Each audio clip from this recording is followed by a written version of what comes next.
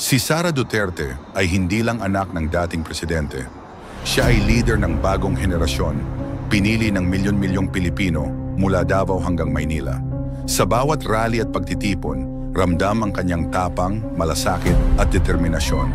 Ngunit habang lumalakas ang kanyang suporta, unti-unting lumitaw ang mga taong natatakot sa kanyang pag-angat. Ang mga makapangyarihan ay nag-aalala na baka maialis sila sa pwesto, kaya't sinimula na ang paninira. Tinangka nilang wasakin ang kanyang imahe bago pa man siya makapagpakita ng buong lakas. Ngunit ang totoo, hindi sapat ang takot sa kanya, sapagkat sa puso ng masa, siya'y isang pag-asa. Kaya't ang tunay na laban ay hindi sa korte o kongreso, kundi sa puso at isip ng mga Pilipino. Noong 2022, sabay silang umahon, Marcos at Sara Duterte, bilang magkatuwang seonitin. Ngunit sa likod ng ngiti at pagkakaibigan, may unti-unting lamat na dumarami. Si Sara ay tila inilalayo sa mga mahahalagang desisyon. Hindi siya kinokonsulta, parang naging outsider sa sariling koponan. Ang dating pagkakaibigan ay napalitan ng pagdududa at kompetisyon. Maraming mga aliado ni Marcos ang natatakot sa suporta ni Sara na patuloy na tumataas sa masa. Kaya habang umiinit ang kanilang relasyon, ang Kongreso ay naging arena ng pagtatangka para siya'y pabagsakin. Ito ay hindi laban ng magkatuwang, ito ay laban ng mga naghahangad na panatilihin ang kanilang kapangyarihan at kontrol. 125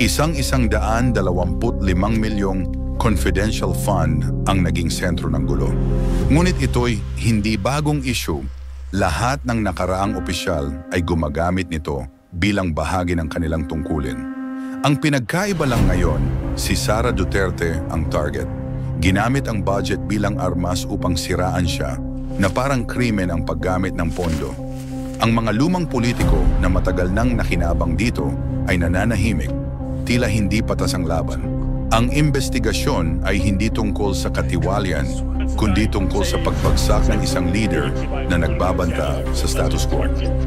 Sa likod ng mga paratang ay isang matinding politika, isang laban kung saan ang batas ay ginagamit bilang sandata laban sa kalaban. Ang Kongreso ang mambabatas, hindi taga-siyasat o taga-usig. Ngunit ngayon, ginamit ito bilang instrumento ng politika para sirain si Sara Duterte. Ang impeachment ay hindi base sa katotohanan, kundi sa politikang laro. May mga boto at lagda na tila inutusan lamang ng mga pangyarihan. Sa likod ng mga eksena, may mga lihim na pulong kung saan pinagplanuhan ang pagbagsak ng babaeng tinatakot. Ang Kongreso ay naging entablado ng pagtataksil sa isang leader. Hindi ito laban sa katiwalian, kundi laban sa banta ng pagbabago. Sa halip na maglingkod sa bayan, ang ilan ay naglilingkod sa kanilang interes. Ang tunay na layunin, patalsikin si Sara bago pa man siya makapagharap sa mamamayan sa 2028. Mula sa social media hanggang sa mga chat group, may organisadong kampanya para siraan si Sara Duterte. Fake news, manipulated videos, at mga troll ang ginagamit para sirain ang kanyang imahe. Ang layunin ay hatiin ang bayan, gawing kalaban ang mga taga-suporta ni Sara. Ngunit marami sa tao ang hindi naniniwala sa mga huwad na balita. Sa kabila ng malawakang disinformasyon, may mga mulat na Pilipino na naghahanap ng katotohanan. Ang tanong ay, kaya ba nating labanan ang malawakang propaganda? Ang sagot ay nasa bawat isa sa atin.